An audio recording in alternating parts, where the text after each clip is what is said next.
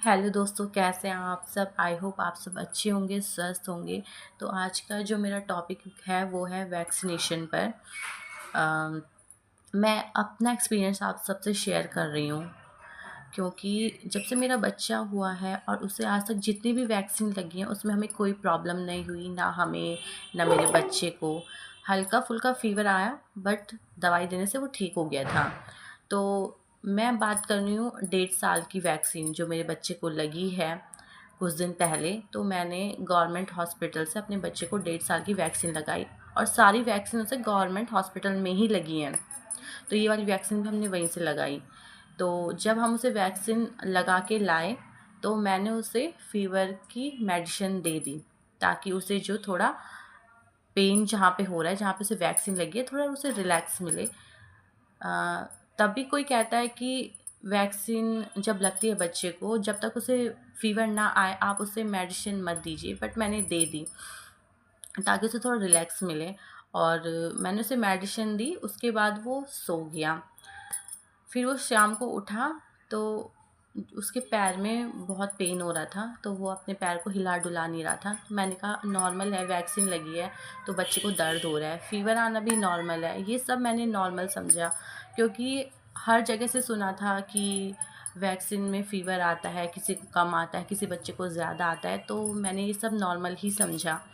फिर एक दिन बीता, अगले दिन मैं अपने बच्चे को मतलब धुला रही थी, उसके हाथ पैर धुला रही थी। तो मैंने देखा कि जहाँ पे उसका टीका लगा है वहाँ पे तो उसके बिल्कुल रेडनेस नहीं है, लेकिन जहाँ पे उसे टीका लगा था उसके नीचे, जस्ट नीचे उसके बिल्कुल रेडनेस थी, और वहाँ पे स्वेलिंग थी। और जैसे हम वहाँ पे हाथ से ऐसे टच कर रहे थे तो बहुत गर्म हो रहा था, और उसी चीज़ का ना उसे बहुत फ़ीवर आ रहा था। ये हमने बाद में नोटिस किया। उस टाइम पे मुझे लगा कि इसे वैक्सीन का ही फ़ीवर आ रहा है, तो मैं उसे दवाई देती गई। 2 दिन गए, फिर तीसरे दिन मैंने फिर देखा तो वो रेडनेस और बढ़ने लगी। पहले वो कम थी, फिर वो और ज़्यादा बढ़ने लगी। तो मैंने घर में सबको दिखाया तो सब ने कहा कि शायद तुमने बर्फ़ से ज़्यादा सिकाई कर ली हो, इसकी वजह से रेडनेस हो गया है। मुझे भी ऐसे ही लगा कि मैंने बर्फ़ से ज़्यादा सिकाई कर ली, क्या पता उस वजह से ये रेडनेस हो रही हो। लेकिन चौथे दिन तक वो रेडनेस बहुत ज़्यादा बढ़ गई थी, उसके वहाँ पे बहुत ज़्यादा हार्ड हो गया था। और उस चीज़ को मैं हाथ से टच कर रही थी, उसके बहुत गर्म था, और उसी चीज़ का उसे फ़ीवर आ गया था। फिर मुझे पता चल गया था कि इसे अभी वैक्सीन का फ़ीवर नहीं है, जो इसकी रेडनेस बढ़ रही है, स्वेलिंग हो रही है, इसे उस चीज़ का फ़ीवर आ रहा है। तो मैं बहुत डर गई। शाम हो गई थी और उस दिन संडे भी था। तो मैं मतलब मेरा दिमाग ही काम करना बंद कर दिया था। फिर मैंने जल्दी से अपने बच्चे को पास के ही एक हॉस्पिटल में लेके गई, क्लिनिक है वो बच्चों का, वहाँ लेके गई। तो वहाँ मैंने डॉक्टर से पूछा कि सारी बातें बताई मैंने पहले डॉक्टर को। मैंने कहा इसे 1.5 साल की वैक्सीन लगी थी कि, और इसके ये सब हो रहा है, ये क्यों हो रहा है। तो उसने मुझे कुछ बताया नहीं डॉक्टर ने, बस दवाइयाँ लिखता गया और कहा कि इसे ये दवाइयाँ देते रहो। मैंने फिर पूछा, मैंने कहा सर ऐसा क्यों हुआ है इसे, क्या इसे वैक्सीन गलत लगी है या फिर इसके इन्फेक्शन हो गया है। तब भी उस डॉक्टर ने कुछ कहा ही नहीं, दवाई दी और घर भेज दिया।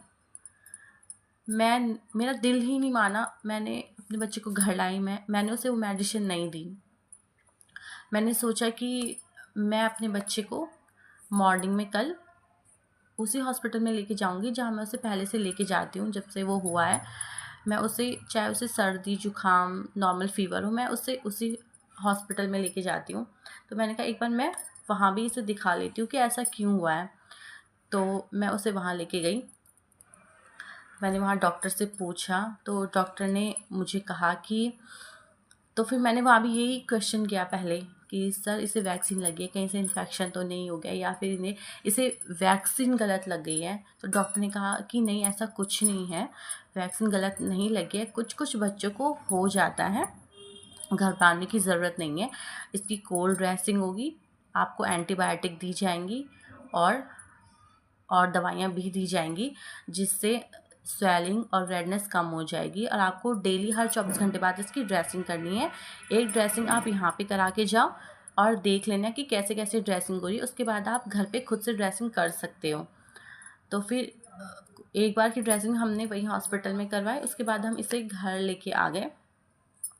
तो उस दिन इसे ना पूरा फ़ीवर ही नहीं आया। डॉक्टर ने कहा था कि इसे जो फ़ीवर आ रहा है, जो आप जहाँ पे रेडनेस और स्वेलिंग कह रहे हो, इसी वजह से, क्योंकि उसे उस जगह पे दर्द हो रहा है, स्वेलिंग है, रेडनेस है, उसी वजह से उसे बुखार आ रहा है।